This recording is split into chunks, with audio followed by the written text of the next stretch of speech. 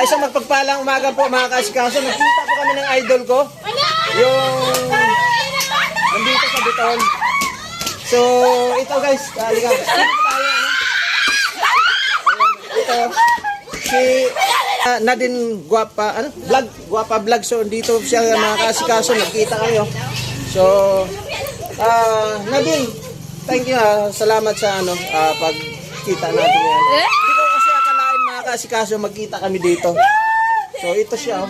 Ito pala kasi nga kaya po kasi na viral tong si Nadine Guapa Vlog kasi nga nung nakita ko kasi yung video niya yung tagahagdan daw wala toothbrush. So ito. So mga kaasikaso nagkita kami ito yan siya. Kaklase niya po yan. Dito pala yung nag-aaral sa Biton mga kaasikaso.